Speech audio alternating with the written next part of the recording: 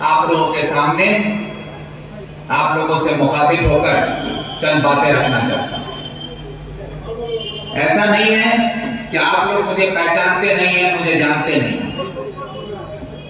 आप लोग मेरा नाम, मेरी शक्ल पहले भी देखे हैं, पहले भी सुने हैं, लेकिन आज पहली बार है इस्लामपुर की सरजमीन पर, इस्लामपुर सब डिवीजन में लोकसभा का उम्मीदवार बनकर मैं आपके सामने मौजूद हूं। और ये मौका मुझे नेशनल कांग्रेस पार्टी ने दिया है, मैं उसका शुक्रगुजार हूं। आज उम्मीदवार के लिस्ट में मेरा नाम जिस दिन फाइनल हुआ, उस दिन से इस इलाके में लोगों में, नौजवानों में, मेरी माँ और बहनों में, बड़े बुजुर्गों में, कारोबारियों में, किसानों में, मजदूरों में, हर तबके के लोगों में एक उमंग जाग उठा, एक जोश पैदा हुआ। हजारों लोगों की दुआएं मुझे मिलने लगी, हजारों लोग मुझे फोन कर कहने लगे कि आप हमारे उम्मीदवार हैं, हम इस बात से खुश हैं, हम आपके साथ हैं, हम आपको दुआएं देते हैं, आपकी कामयाबी के लिए दुआ करते हैं, हम आपके लिए मेहनत करेंगे। आज मैं एक शख्स जिसका नाम विक्टर हो, ये नाम किसी एक परिवार में पैदा हुए एक बच्चे का था। उस नाम को सही मायने में अगर सियासत की दुनिया में पहचान मिली है तो वो आप लोगों की दुआ से मिली है, जो मगरबी बंगाल की सियासत से लेकर आज हिंदुस्तान के मरकज की सियासत में भी शामिल होने का हौसला रखता है। तो ये ताकत आपकी है, हमारी माँ और बहनों की है, हमारे बुजुर्गों की है, हमारे दोस्तों की है, हमारे चाहने वालों की है। ये आप लोगों ने ये हौसला दिया। वरना जिस उम्र में आज मैं 3 बार एमएलए रह चुका हूं और आज जिस उम्र में मैं लोकसभा का उम्मीदवार हूं, जिस उम्र में 3 बार एमएलए रहकर लोकसभा का उम्मीदवार होने वाला उम्मीदवार पूरे हिंदुस्तान में शायद मैं पहला हूं, जो पहले 3 बार एमएलए रह चुका हो और आज लोकसभा का भी उम्मीदवार हो। इस उम्र में, जिस उम्र पे मैं हूं, इस उम्र के पड़ाव में हिंदुस्तान में एक भी ऐसा उम्मीदवार नहीं है जो मगरबी बंगाल का सियासत में भी रहा हो और हिंदुस्तान की सियासत में कदम रखने जा रहा है। ये आप लोगों के लिए है। ये मैं क्यों बोल रहा हूं? इसलिए ये बात आप लोगों के सामने मैं दोहरा रहा हूं कि ये बात सिर्फ एक विक्टर की नहीं है, कि मैं एक विक्टर, एक शख्स नहीं बोल रहा हूं। आज विक्टर इस इलाके में एक नाम है और ये नाम आप लोगों ने दिया है, आप लोगों ने इसको पहचान दी है। आज विक्टर यहाँ के नौजवानों के लिए एक आवाज बन चुका है, एक बड़े बुजुर्गों के लिए एक आवाज बन चुका है, गरीबों का, मजलूमों की ताकत बन चुका है। और ये ताकत विक्टर नहीं है, मैं अपनी बड़ाई नहीं कर रहा, ये ताकत विक्टर नहीं है, ये ताकत एक विक्टर के साथ आज हजारों विक्टर जुड़ गए हैं, इसलिए ये ताकत है। हम सब जुड़े हुए हैं तब ये ताकत है, इसलिए ये ताकत आवाम की है, आपकी है। और मैं ये बात आपको बताना चाहता हूं कि ये ताकत आपकी है, मेरी माँ बहनों की है, तो आप अपनी ताकत को पहचानें। बहुत लोग वहां बैठे हुए सोचते हैं इरा छुआड़ा तो पतला दुबला है, छुआड़ा तो पतला दुबला। मैं मामू बैठे हुए मेरे यहाँ पर, मैं मामू भी कहते हैं कि पतला दुबला है, लेकिन पावर बहुत है। पावर विक्टर का नहीं है। आज अगर सियासत के मैदान में जब हम उतरते हैं तो जो पुलिस ममता बनर्जी के डर से वर्दी पहन के तृणमूल का गुंडा बनकर आप पर जुल्म करने का हौसला रखता है, लेकिन उसी के सामने जब विक्टर खड़ा होता है तो वो वर्दीधारी गुंडा भी आपके सामने तमीज से खड़ा हो जाता है। तो ये ताकत क्यों है? ये विक्टर की ताकत नहीं है, क्योंकि जानता है कि एक विक्टर अगर खड़ा हुआ तो उसके पीछे हजारों विक्टर खड़ा हो जाएगा, इसीलिए वो लड़ता है। ये ताकत आपकी है। और बार बार मैं इस बात को आपको दोहरा के ये बताने की कोशिश करता हूँ, ये यकीन दिलाने की कोशिश करता हूँ कि ताकत आपके अंदर छुपी हुई है। आपके अंदर वो हौसला होना है जिससे प्रशासन भी घबराता है, सरकार भी घबराती है। उस ताकत को पहचानिए और उस ताकत का इस्तेमाल आपको करना होगा आने वाली 26 तारीख को अपना वोट देकर। और अगर इस ताकत का आप सही इस्तेमाल कर दिए तो यकीन मानिए आज जो मगरबी बंगाल का जो हालत है, कि जिस तरह से आज संदेश खाली में हमारी माँ बहनों के साथ जिस तरह से बेरुमती की गई, आज हमारी माँ बहनों पर जुल्म किया गया, उनकी इज्जत आबरू के साथ जो बदसलूकी की गई, उनकी इज्जत लूटी गई और उनका सुनने वाला भी सरकार नहीं था, उनके सुनने वाला पुलिस नहीं था, कोई उनकी बात नहीं सुनता था। उस माहौल को जो बंगाल में कायम किया गया है, उसमें को कायम करने वाली कोई और नहीं है, ममता बनर्जी है और उसका तृणमूल का गुंडा बदमाश और बंगाल की ये पुलिस है। इसके खिलाफ हमारी लड़ाई है। आज हमारी माँ बहन यहाँ मौजूद है। नारी शक्ति की तरफ से मेरा स्वागत किया जाता है। मैं नारी शक्ति की तरफ से आई हुई तमाम माँ बहनों का इस्तेमाल करते हुए, उनका शुक्रिया अदा करते हुए कहना चाहूंगा कि जो नारी शक्ति का जो नारा है ना, ये नारी शक्ति बहुत बड़ी ताकत है। तो इस नारी शक्ति का सम्मान करना हम सबकी जिम्मेदारी है, उनको हक दिलाना हमारी जिम्मेदारी है। लेकिन अफसोस, बंगाल की मुख्यमंत्री भी एक नारी है और बंगाल में आज नारियों को सम्मान नहीं मिलता है। बंगाल में नारी आज अपमानित होती है, आज उनकी इज्जत आबरू लूटी जा रही है। लूटने वाला भी कोई और नहीं, तृणमूल का या तो नेता है, या तो तृणमूल का गुंडा है, या तो तृणमूल का पुलिस है। यही करना, इसके खिलाफ हमारी लड़ाई। इसलिए आप लोगों से मैं कहना चाहता हूँ, मैं जानता हूँ, मुझे खबर मिली कि जब मैं इस्लामपुर आ रहा था, मुझे कई जगह से फोन आया, आग दिन की कुंती से मेरे पास फोन आया। मेरे पास क्या नाम है, रामगंज से मेरे पास फोन आने लगा। कुछ लोग फोन किए, कुछ गैसल से फोन आया कि हम लोग को आपके मीटिंग में जाने से रोक दिया जा रहा है, कि वहां विक्टर का मीटिंग में नहीं जाना होगा। विक्टर के मीटिंग में जाने नहीं दिया जा रहा है, लोगों को डराया गया है। ये बोला गया है कि अगर तुम लोग मीटिंग में जाते हो तो फिर तुम लोगों का लकी भंडार बंद करवा देंगे, तुम लोगों का इंदिरा आवास नहीं देंगे, तुम लोगों को पंचायत से कुछ नहीं मिलेगा, तुम्हारा रास्ता बंद कर दिया जाएगा। ये सब धमकी देकर लोगों को डराया जाता है। कहा जाता है कि विक्टर का यहाँ पर कुछ नहीं है, यहाँ पर सरकार ममता का है, पंचायत ममता का है, म्युनिसिपलिटी ममता का है, जिला परिषद ममता का है, विक्टर का कुछ नहीं है। अरे विक्टर का कुछ नहीं है, ये तो हम भी जानते हैं। विक्टर के पास ना पंचायत है, ना समिति है, ना जिला है, ना सरकार है, कुछ नहीं है। विक्टर के पास अगर कुछ है तो वो आवाम है, और आवाम पूरी सरकार को हिलाने की ताकत रखता है, वो हम लोग करके दिखाएंगे। आज जो लोग ये सोचते हैं कि तृणमूल का ब्लॉक प्रेसिडेंट होकर इस्लामपुर में आवाम को डराकर, अगर जाकिर ये सोचता है कि वो आपको डराकर धमकाकर आग गिनती खुलती और इस्लामपुर के लोगों को रोक लेगा, तो मैं खुले लफ्जों में यहाँ से चैलेंज करता हूँ कि मैं आग गिनती खुलती में जाकिर हुसैन के घर में जाकर बोलूंगा कि मुझे वोट चाहिए, तुमसे भी वोट मांगने में आऊंगा, तुम मुझे रोक सकते हो तो रोक कर दिखाओ, मैं जाऊंगा उसके घर पर वोट मांगने, क्योंकि ये मेरा जमहूरियत का हक है। जमहूरी हक है, हर उम्मीदवार हर किसी से वोट मांग सकता है और हर आदमी अपना वोट अपनी मर्जी से हर किसी को चाहे किसी को देना वो दे सकता है। इसको रोकने का कोई इख्तियार नहीं है। आज आवाम को डरा रहे हैं, आज सरकार आपकी सब कुछ आपका, फिर भी आप डरे हुए हैं। अरे शर्म आना चाहिए तृणमूल के नेताओं को कि आज तृणमूल सरकार में है, ममता बनर्जी मुख्यमंत्री है, आपके पास जिला परिषद है, आपके पास म्युनिसिपलिटी है, आपके पास पंचायत है, आपका विधायक है, आपका मंत्री है। सब कुछ होने के बावजूद तृणमूल रायगंज लोकसभा में एक भी तृणमूल का नेता नहीं मिला जिसको लोकसभा का उम्मीदवार खड़ा कर सके। इसलिए बीजेपी का उम्मीदवार को भाड़ा में लाकर तृणमूल का उम्मीदवार बनाया गया है।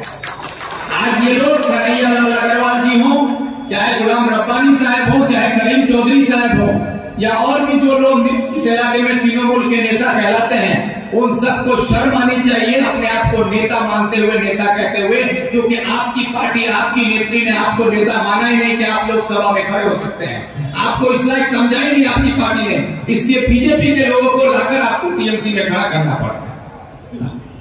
तो ये सोचने की बात है कि आपके पास अपना नेता नहीं। और आज कन्हैया लाल अग्रवाल जी कहते हैं, चौधरी साहब कहते हैं, कृष्ण कल्याणी जी को साथ में लेकर ये तृणमूल का वोट कृष्ण कल्याणी को देना होगा। यही कन्हैया लाल अग्रवाल जी जाके रायगंज में जब विधानसभा लड़े थे तो कृष्ण कल्याणी के खिलाफ चुनाव हार के आए थे और उसके बाद बीजेपी के खिलाफ बयानबाजी देते रहे और आज उसी कृष्ण कल्याणी को लेके इस्लामपुर में आगे बोलता है कि नहीं आगे वोटा हुआ हो, ये चल रहा कि नहीं थे? तो इस बात को समझिएगा कि तृणमूल के पास अपना उम्मीदवार नहीं है, वो बीजेपी का उम्मीदवार को लाके तृणमूल में खड़ा किया, और बीजेपी के पास भी अपना उम्मीदवार नहीं।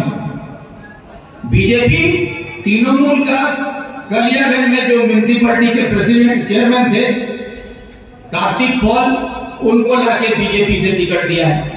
तो हम लोग सुरजापुरी आदमी हैं, तो हम लोग का सुरजापुरी की वजह से जब हमारा बेटी की लाशी तो मोर बेटी तोर बेटी मोर घर हमारा गोल्टा पड़सी ना, गोल्टा पड़सी ना, तो वही तृणमूल और बीजेपी अभी गोल्टा पड़से, यार बेटी वार बेटी यार एक गोल्टा का खेल चल रहा है लोगों का। तो इसलिए जो तृणमूल है वही बीजेपी है, जो बीजेपी है वही तृणमूल है। तो तृणमूल और बीजेपी में कोई फर्क नहीं, इसलिए इस बात को समझिएगा। आज कन्हैयालाल अग्रवाल जी से मैं सवाल करता हूं इस मंच पे खड़ा होकर, आज इस मीटिंग का परमिशन भी इस्लामपुर म्युनिसिपैलिटी की तरफ से हम लोगों को मिला।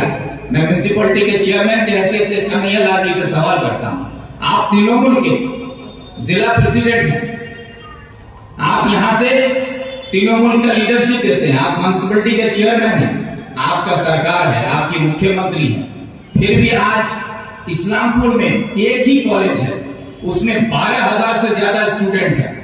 एक कॉलेज शायद ऐसा नमूना देखने को आपको हिंदुस्तान में शायद नहीं मिलेगा कि एक कॉलेज में 12,000 स्टूडेंट रजिस्टर्ड हो, और 12,000 स्टूडेंट को एक कॉलेज में पढ़ाना क्या मुमकिन है? आज इस्लामपुर का दूसरा कॉलेज का जिम्मेदारी सरकार की नहीं है। आज आप सरकार में हैं, आपके पास एमएलए है, आपके पास मंत्री है, आप खुद चेयरमैन हैं, आप जिला प्रेसिडेंट हैं, आपकी मुख्यमंत्री है, तो इस्लामपुर में दूसरा कॉलेज क्यों नहीं बना? इसका जवाब क्या कन्हैयालाल अग्रवाल नहीं देंगे? इसका जवाब करीम चौधरी साहब नहीं देंगे? इसका जवाब गुलाम रब्बानी साहब नहीं देंगे? क्या हमारे बच्चों को जिस तरह से बोरे में आलू प्याज को ठूसा जाता है, उस तरह से कॉलेज में हमारे बच्चों को ठूस दिया जाता है कि एक क्लास में जहां 40 बच्चों का बैठने का जगह है वहां 600 बच्चों को बैठाया जाता है? ये हमारा सवाल नहीं है, इसके लिए क्या हम आज आवाज नहीं उठाएंगे?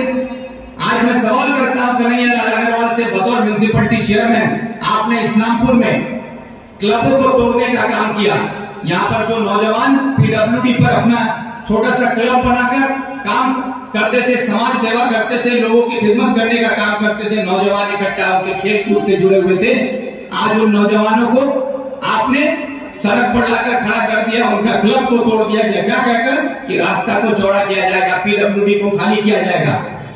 आपने इस्लामपुर में सिर्फ उसी क्लब को निशाना किया जो क्लब आपके साथ नहीं था, उन क्लब को आपने तोड़ दिया, रास्ता चौड़ा भी नहीं हुआ। आज बाजार में आपने जाकर दुकानें तोड़ दी, आज वहां पर रास्ता चौड़ा करने का रास्ता चौड़ा नहीं हुआ। आप चले जाइए बाजार में, जो इस्लामपुर का मछली बाजार है उसकी हालत देखिए क्या है। आज इस्लामपुर के अंदर जो बाजार में घुसने के लिए आपके पास जगह नहीं है, उसके लिए कोई इंतजाम नहीं। ये सारी जिम्मेदारी कन्हैयालाल अग्रवाल जी की थी, लेकिन उस पर काम नहीं हो रहा है। और ये काम किस पर होता है कि जो तृणमूल नहीं करेगा, जो तृणमूल के खिलाफ बोलेगा उसका क्लब तोड़ दो, जो तृणमूल के खिलाफ बोलेगा उसको पुलिस को बुला के अरेस्ट करवा दो, उसको गांजा का केस दे दिया जाएगा, अफीम का केस दे दिया जाएगा, इसकी धमकी दी जाती है। गांजा और अफीम की धमकी दे देकर जाकिर साहब पूरे इलाके को डरा कर देते हैं। क्या अगर मोर बात नहीं सुनो तो गांजा के सब ठुकाएगा। ये लोग पुलिस को अपना दामाद बना के रखे, जो पुलिस को जो बोलेंगे दामाद वही सुनेगा। तो ये बात हम कहना चाहते हैं कि इस माहौल को बदलने की लड़ाई है इस्लामपुर में। इस्लामपुर में इन सब चीजों को बदलने के लिए आपको हिम्मत के साथ आगे आना होगा। आप अकेले नहीं हैं, आपके साथ वाम कांग्रेस जोट है, पूरी ताकत के साथ हम लोग हैं, विक्टर आपके साथ है, और हम सब आपके साथ खड़े हो जाए कदम से कदम मिला के, कंधे से कंधा मिलाकर। तो यकीन मानिए, चाहे वो जाकिर हो चाहे कोई हो, कितना बड़ा भी गुंडा हो, उसको पैंट उतारवा के हम भगवा देंगे इस्लामपुर। ये हालत है, इसलिए आप लोगों को डरने की जरूरत है।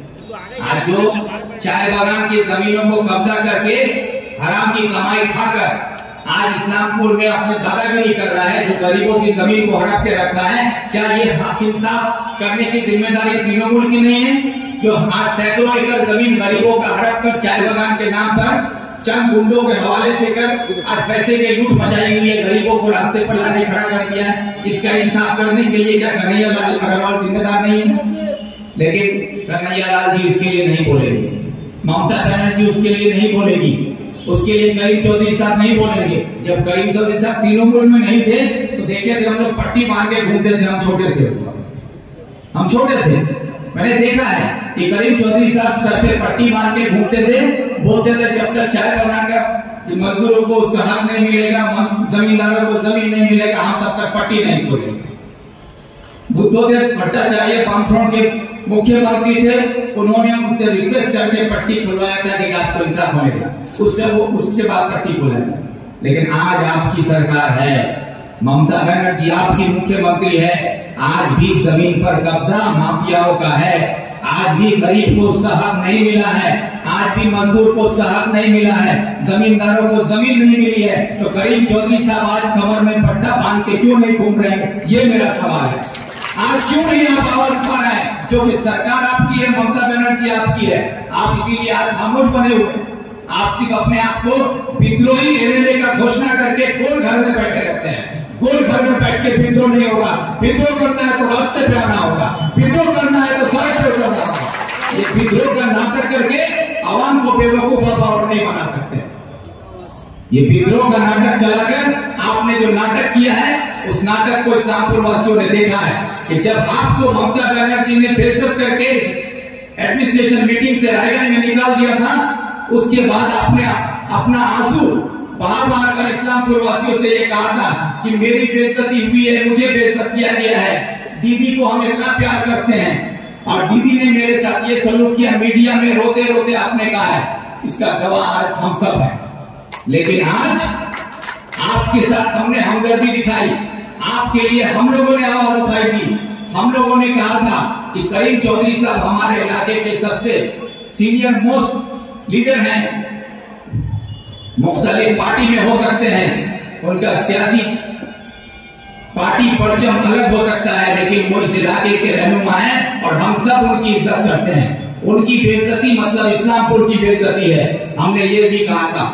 लेकिन आज आपकी बेइज्जती के लिए हम लोगों ने आवाज उठाई, हम लोग आपके साथ खड़े होकर आपका होकर बोलना शुरू किया। लेकिन आज आपने क्या किया? जो आपको बेइज्जत करके रुसवा करके आपको जिसने निकाला था, जिसने आपको आपकी की पार्टी में एक किनारा कर दिया था, जिस आप रोते थे कि कन्हैया मेरा हाथ पकड़ के आया था पॉलिटिक्स में, कन्हैया को हम पैदा किए हैं, आज कन्हैया हमको पार्टी से निकाल रहा है, आज ये लोग हमारे खिलाफ हो गया है, आज हमको पार्टी नहीं पूछता है, आज हमको दीदी नहीं पूछती है, ये नारा आप देते थे। और आज जब सारे इस्लामपुर के लोग आपसे हमदर्दी जता रहे थे, तो आज आप उन सब हमदर्दों का साथ छोड़ के फिर ममता के गोद में जाके बैठ गए, कन्हैया के गले से लिपट कर आज आप कहते हैं कि बीजेपी को वोट दो। नहीं देगा इस्लामपुर वाला, नहीं देगा बीजेपी को, ये बता देना होगा। करीम चौधरी साहब, हम आपकी इज्जत करते हैं, आप बड़े हैं, बुजुर्ग हैं इसके, लेकिन सियासत में आपने जो नाटक किया है और हमको आपने हमदर्दी का जाम पिलाकर आप चाहते हैं कि हमसे आप बीजेपी की तरफदारी करवाएं और कृष्ण कन्हैया को वोट देकर हम कल ममता बनर्जी के नाम पर वोट मांगिए और जाकर वो मोदी के गोदी में बैठ जाए। ये गलती अब इस्लामपुर वाला नहीं करेगा, ये भी इसलिए आप लोगों से मैं ज्यादा वक्त ना लेते हुए, क्योंकि इफ्तार का वक्त है, दूर दराज से लोग आए हैं, मैं चंद बातें और कह के अपनी बात खत्म करना चाहता हूँ। बांग्ला बोलना है, फिर बांग्ला बोलना होगा। मैं चले ता এবার অর্ধেকটা বাংলায় বলে দিচ্ছি। যে কথাটা আমি বলতে চাইছিলাম कि আজকে যে পরিস্থিতির মধ্যে লোকসভা নির্বাচন হচ্ছে এবং এই পরিস্থিতির মধ্যে আজকে আমি রায়গঞ্জ লোকসভার প্রার্থী হয়েছি বাম কংগ্রেস জোটে, সেই পরিস্থিতি আপনারা দেখছেন कि ভারতবর্ষের মধ্যে কিভাবে একটা বিদ্বেষের রাজনীতি, নফরতের রাজনীতি ছড়িয়ে দেওয়া হয়েছে, যেখানে আমাদের ভারতবর্ষের ধর্ম সম্প্রীতি কে রক্ষা করে একটা ধর্মনিরপেক্ষ দেশের মধ্যে তার বাতাবরণের মধ্যে আমরা বড় হয়েছি। আমার প্রতিবেশী যে আছে, আমার যদি বিপদ হয় আগে আমার প্রতিবেশী ছুটে আসে, তাই হিন্দু আছে না মুসলমান সেটা নিয়ে আমরা ভাবি না। আমার নাম আলী ইমরান রামজ আছে আর আমি মুসলমান আছি, কিন্তু আমার বিপদে আপদে আমাকে বিকাশদা এসে সাহায্য করে, আমি তখন এটা ভাবি না যে বিকাশদা হিন্দু না ভিক্টর মুসলমান, এটা বিকাশদা ভাবে না। আমরা সবাই মানুষ, মানুষের পাশে দাঁড়িয়ে কাজ করি, এই পরিবেশে আমরা বড় হয়েছি। কিন্তু আজকে বিদেশের রাজনীতি এমন জায়গায় নিয়ে গেছে, 2014 সালের পর থেকে হিন্দু মুসলমান, মন্দির মসজিদ, হিন্দুস্তান পাকিস্তান, এই 6টা শব্দকে নিয়ে ভারতবর্ষের মধ্যে একটা বিভাজন তৈরি করে দেওয়া হয়েছে মানুষ থেকে মানুষের মধ্যে। এই বিভাজনের বিরুদ্ধে আমাদের লড়াই। আমাদের নেতা রাহুল গান্ধী বলেছেন कि नफरत के बाजार में मोहब्बत की दुकान लगाने आया। এই যে नफरत का जो बाजार बनाया गया है पूरे हिंदुस्तान में, ওই নফরতের বাজারটাকে ভালোবাসার দোকান দিয়ে আমাদেরকে খুলতে হবে, সেই কাজটা আমাদেরকে করতে হবে। সেই পরিবেশ আমরা দেখেছি যে কিভাবে ভারতে 169টা মানুষকে বিজেপির বিদ্বেষের বলি চালানো হলো মব লিঞ্চিং এর নামে। 169টা লোক সারা ভারতবর্ষে মব লিঞ্চিং এর নামে মারা গেল। তাদের দোষটা কি ছিল? তার কারো বাড়িতে কি রান্না হচ্ছে তার গন্ধ শুনে আরএসএস এর লোক বলছে ওখানে অমুক মাংস রান্না হচ্ছে, গরুর মাংস রান্না হচ্ছে বলে ওকে পিটিয়ে মেরে দিল। কোন জায়গায় মানুষ দেখা গেছে ট্রেনে যাতায়াত করছে, তার মাথায় টুপি আর দাঁড়িয়ে আছে বলে তাকে চলন্ত ট্রেন থেকে তুলে ছুড়ে দেওয়া হলো। কেন?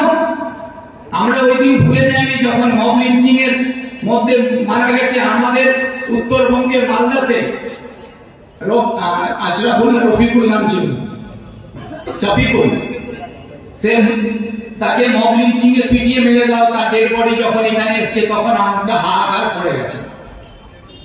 সেই এইভাবে 169টা মানুষ মব লিঞ্চিং এর নামে বিদ্বেষের রাজনীতির বলি চালানো হলো। ভারতবর্ষে একটা বাতাবরণ তৈরি করে দেওয়া হলো, হিন্দু মুসলমানের মধ্যে বিভাজন করে দেওয়া। সেই বিভাজনের রাজনীতি করে বিজেপি তার রাজনীতির রুটি শিখতে আরম্ভ করলো। আর পশ্চিম বাংলার মাননীয় মুখ্যমন্ত্রী মমতা ব্যানার্জি মোদির সঙ্গে তালে তাল মিলিয়ে পশ্চিম বাংলায় ওই বিভাজনের রাজনীতির খেলা আরম্ভ করলেন। মোদি হিন্দু মুসলমানের কথা বলে, মমতা ব্যানার্জি মুসলমান হিন্দুর কথা বলে। কথার মধ্যে কোনো তফাৎ নাই, শুধু উলট পালট আছে। মোদি আগে হিন্দু মুসলমান বলে আর মমতা মুসলমান হিন্দুটা বলে, এটাই হচ্ছে তফাৎ। কিন্তু দুইজনের কাজ একই। মমতা ব্যানার্জি মোদির ভয় দেখিয়ে মুসলমানকে নিজের বাক্সে বন্ধ করে রেখেছে, আর মোদি মুসলমানের ভয় দেখিয়ে হিন্দুদেরকে বাক্সে বন্ধ করে রেখেছে। এই যে ভয় রাজনীতি থেকে বেরিয়ে আসার সময় এসেছে। আজকে তৃণমূলের নেতা ডায়লগ মারছেন এসে যে আমরা থাকলে সিএ হতে দেব না। সিএ আইন যে পাস হয়েছে প্রায় 4 বছর আগে, পার্লামেন্টে যখন সিএএ আইন পাস হলো তখন পার্লামেন্টের মধ্যে যখন ভোট হলো, কারা পক্ষে আছেন কারা বিপক্ষে আছেন তার ভোট দিয়ে প্রমাণ করতে হবে, তখন বাম কংগ্রেসের সাংসদরা ওখানে ভোট দিয়ে বলেছিল আমরা সিএ আইনের বিরুদ্ধে আছি। আর মমতা ব্যানার্জির 22 জন সাংসদ ছিলেন, 22 জনের মধ্যে 22 জন পার্লামেন্ট ছেড়ে বাইরে পালিয়ে গিয়ে নাটক করছিলেন। এটা মনে আছে আপনাদের? একজনও ভোট দেয়নি ওখানে। আর আজকে মমতা ব্যানার্জির দলের নাম করে এসে বলছে আমরা মোদি বিরুদ্ধে লড়াই করব। এটা বোঝার দরকার, এরা হচ্ছে মানুষকে বোকা বানিয়ে আমাদেরকে লুট করে খাওয়ার জন্য বসে আছে। এই সিএ আইনের নাম করে বিজেপি বলছে সিএ হোগা, সিএ হবে, আর আমরা নাগরিকত্ব দেব। যারা আফগানিস্তান, পাকিস্তান, বাংলাদেশের মতন যেগুলো রাষ্ট্রের মধ্যে ধর্মীয় সন্ত্রাস হয়েছে সেখান থেকে যারা পালিয়ে এসেছেন আমাদের দেশে, তাদেরকে আমরা নাগরিকত্ব দেব। আমি আপনাদের সামনে বলতে চাই, আমার যদি কথা বিজেপির ভাইরা শুনে থাকেন, তাদের কাছে আমার প্রশ্ন আছে, যারা আজকে বিজেপি দলটা করেন, আপনারা নিজের বাবা দাদুর সঙ্গে কাছে জিজ্ঞেস করুন, 1971-এ যখন বাংলাদেশ বিভাজন হয়েছিল, তার আগে বা তারপরে আপনার দাদুরা এখানে এসেছিলেন, আপনার বাবা এখানে এসেছিলেন। আজকে তাকে ভারতের নাগরিক হিসাবে ভারতে গ্রহণ করা হয়েছে বলে আপনি রেশন কার্ড পেয়েছেন, আপনি ভোটার কার্ড পেয়েছেন, আপনি আধার কার্ড পেয়েছেন, আপনি নির্বাচনে ভোট দিতে পারছেন, আপনি নির্বাচনে দাঁড়াতে পারছেন, আপনার পরিবারের সরকারের হয়ে চাকরি করছেন। আর আজকে বিজেপি আপনাকে বলছে আমরা নাগরিকতা দেবো, তাহলে আপনাকে তো চাকরি ছাড়তে হবে। প্রথমে তো চাকরিটা ছাড়তে হবে, আপনার রেশন কার্ড উইথড্র করতে হবে, আপনার ভোটার কার্ড উইথড্র করতে হবে, তখন তো আপনি দরখাস্ত করবেন যে আমি কে, বাংলাদেশ থেকে এসেছি, আমাকে নাগরিকতা দাও। তাহলে আজকে যে আপনি নাগরিক আছেন সেগুলো তো আপনার বাতিল করতে হবে। এটা নাগরিকতা দেওয়ার নামে আপনাদের নাগরিকতা কারানো হবে, এটা আজকে বলে যাচ্ছি। ভবিষ্যতে যদি এটা হয় তাহলে মিলিয়ে দেবে। আজকে এখানে আমরা যারা বসে আছি তার মধ্যে অনেক কেউ আছে যারা উপর বাংলা থেকে এসেছে। আজকে কি আপনারা নিজেকে ভারতীয় মনে করেন না? আপনারা ভারতের নাগরিক নয়?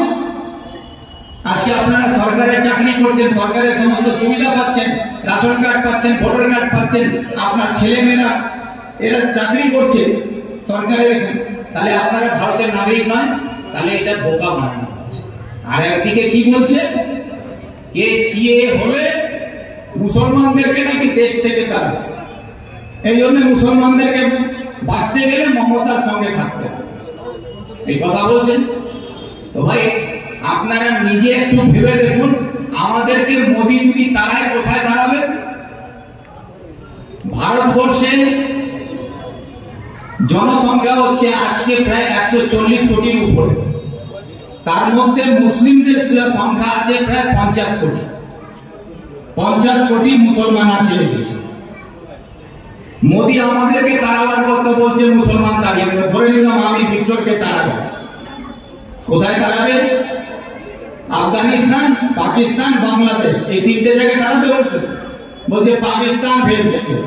দেখবেন এখানে বিজেপির নারা লোক লাগবে যে মুসলমান যাও পাকিস্তান, এই নারা দিয়ে এখানে স্লোগান তুলবে।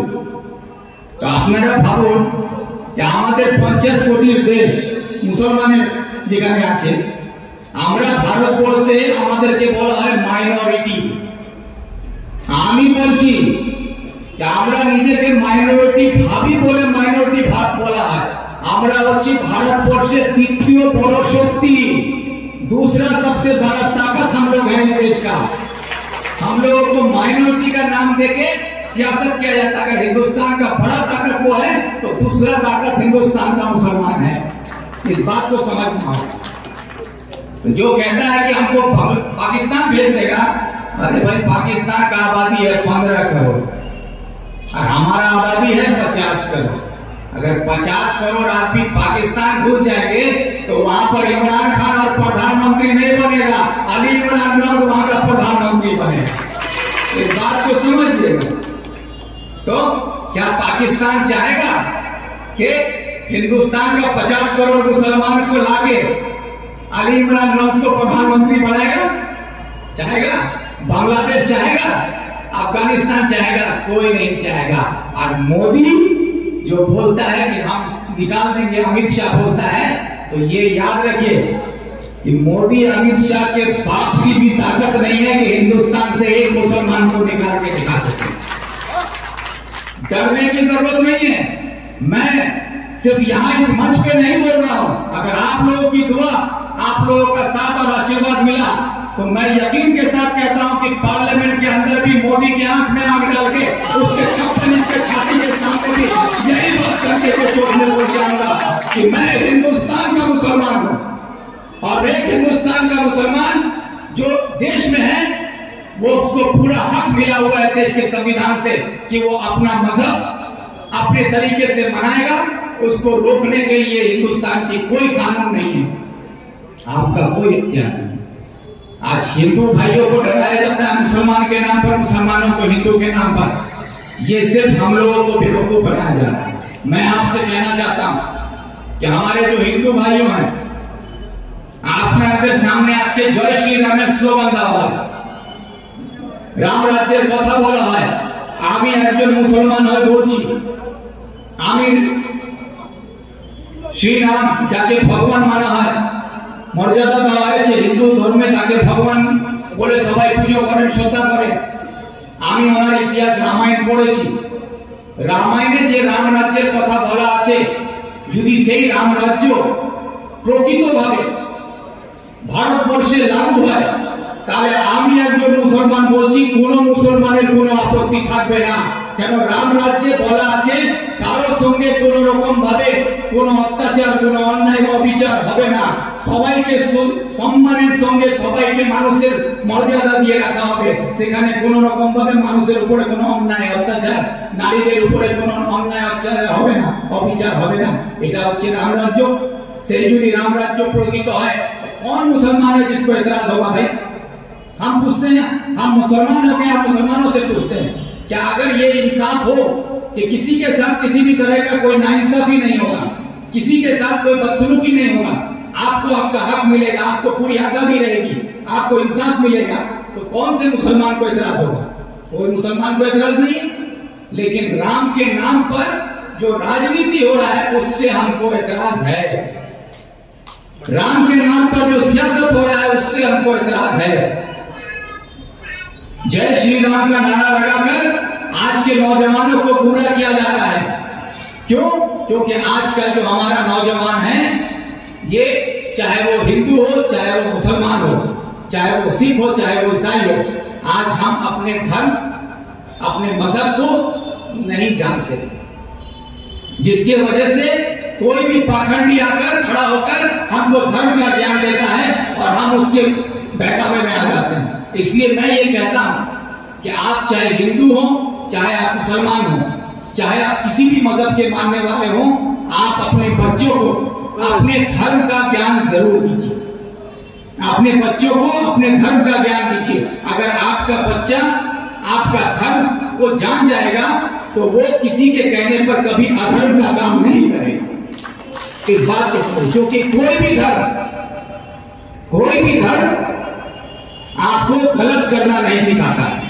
चाहे वो हिंदू हो, चाहे मुसलमान हो, किसी भी धर्म में किसी को गलत करने के लिए नहीं कहा जाता। लेकिन ये चोलाधारी नेता लोग अपने आप को धर्म का चादर पहनाकर आपके सामने लाकर हमको बरकराते हैं, हमारे नौजवानों को बरकराते हैं। मैं यकीन के साथ कह सकता हूं, जो जय श्री राम का नारा लगाते हैं उनको खड़ा करके अगर हमारे संवाददाता भाई लोग पूछ लें, बीजेपी के नारा लगाने वालों से पूछ लीजिए कि जय श्री राम को पुरुषोत्तम पुरुष क्यों कहा गया था? श्री राम के पुरुषोत्तम पुरुष কেন বলা হয়েছিল? যারা জয় শ্রী রামের স্লোগান দিচ্ছে তারা বলতে পারবে না कि কেন पुरुषोत्तम पुरुष বলা হয়েছে श्री राम के। जाकर पूछ लीजिए, जो जय श्री राम का नारा लगाते हैं उनसे पूछ लीजिए कि राम के पिता का नाम क्या था, तो 10 में से 8 नारा लगाने वाले को ये नहीं पता कि राम किसका बेटा था। ये सच्चाई है। लेकिन उसके मुंह में जय श्री राम, जो श्रद्धा के साथ, भक्ति के साथ जिनका नाम लेना चाहिए, उसको एक पॉलिटिकल स्लोगन बनाकर आज श्री राम का भी अपमान कर रही है ये बीजेपी। आज अगर जय श्री राम को अपमान होने से भी बचाना है ना, तो बीजेपी से दूर हटना पड़ेगा।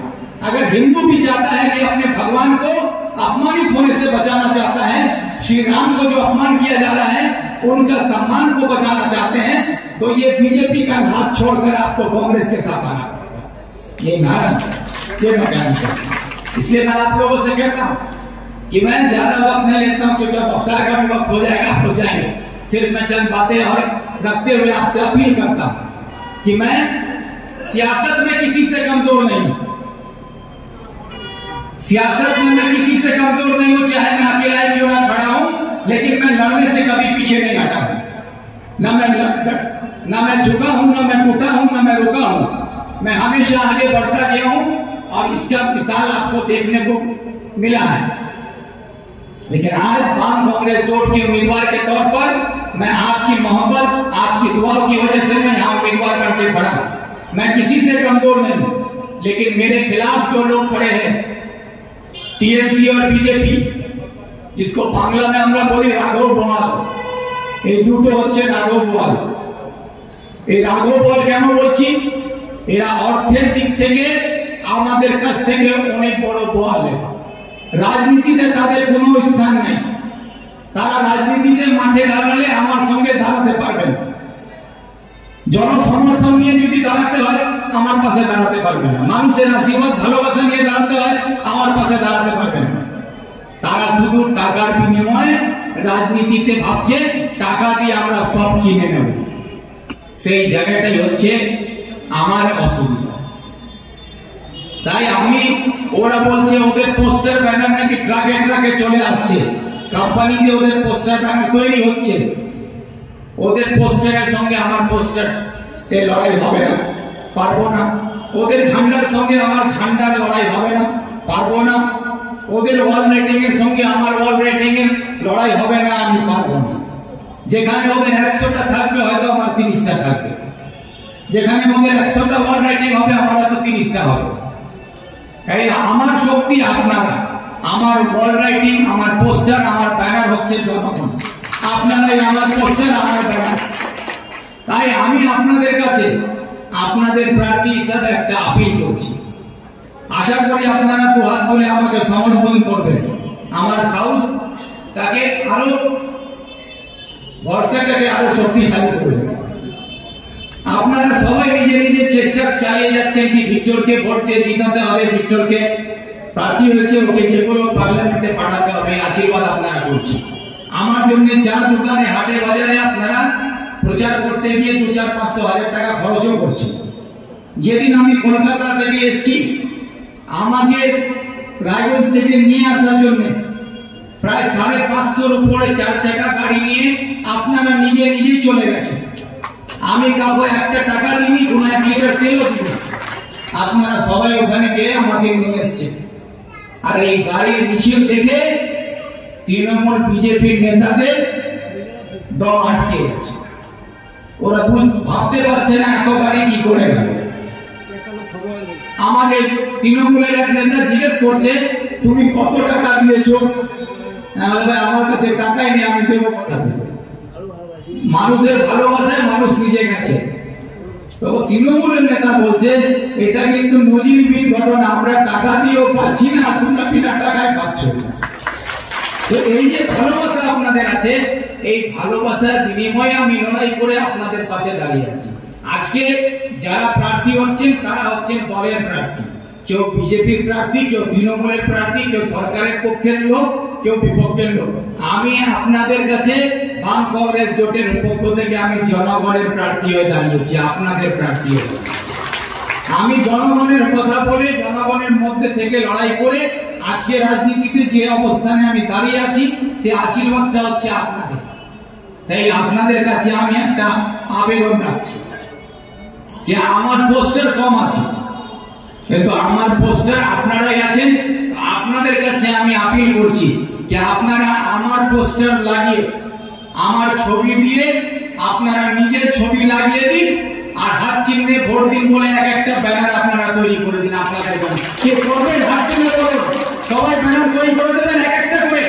যদি আপনারা একটা করে ব্যানার তৈরি করে আপনার গ্রামে ঝুলিয়ে দেন, তো বিশ্বাস করুন আপনার একটা ব্যানার ওদের 1000টা ব্যানারের উপরে ভারী করে দেবে।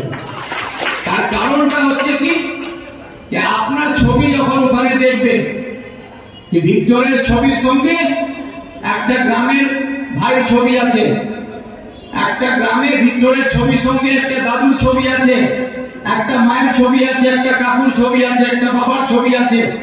যখন এই ছবিগুলো দেখবে তৃণমূলের নেতারা, বিজেপির নেতারা, তারা গ্রামে ঢুকলেই বলবে ভাই এখানে তো গ্রামের মানুষই লোকে পোস্টার বানিয়ে টাঙিয়ে রেখেছে, আমরা ভোট পাবো কোথায়। এই ভয়, এই আতঙ্কে আপনাদের গ্রামে ঢোকার সাহস পাবে না, এটা আপনারা করতে পারেন। তার পাশাপাশি আমি একটা কিউআর কোড, এখন তো কিউআর কোড টেকনোলজির যুগ, সেই কিউআর কোড মানে মোবাইলের মাধ্যমে আপনারা ফোন পে দেন, জিপে দেন, টাকা ট্রান্সফার করা যায়।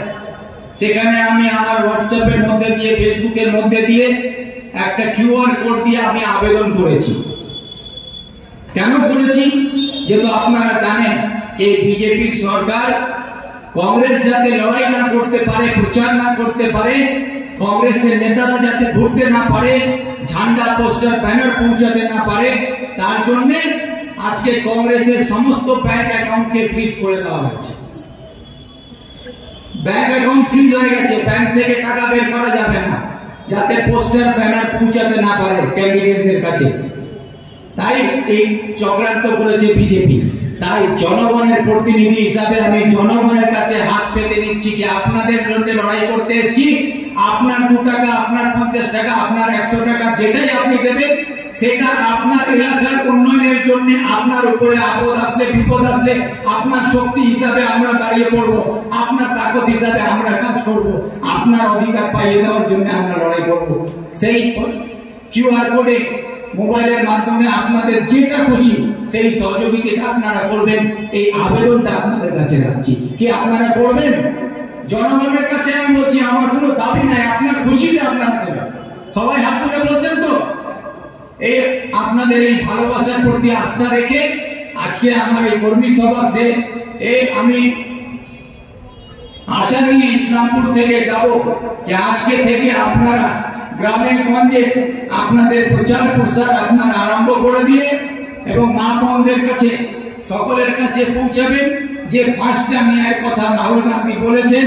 যুব ন্যায়, কৃষকের ন্যায়, শ্রমিকের ন্যায়, মহিলাদের ন্যায়, নারী ন্যায় এবং অংশীদারি ন্যায়। এই 5টা ন্যায়ের কথা যে বলেছেন, তার মধ্যে দিয়ে ভারতবর্ষকে নতুন আলো দেখানো হবে, সেই আশা রেখে আপনাদের সকলকে ধন্যবাদ, নমস্কার, সালাম জানিয়ে আমার বক্তব্য শেষ করলাম। এখানে বাম কংগ্রেস জিন্দাবাদ।